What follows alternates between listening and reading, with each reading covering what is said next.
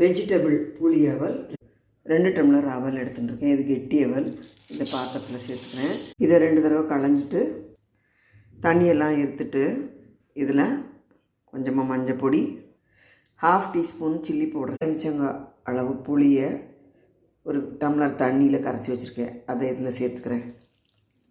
3/4 teaspoon உப்பு சேர்த்துக்கிறேன். இதை நல்லா மிக்ஸ் பண்ணி ஊற விட்டுடலாம்.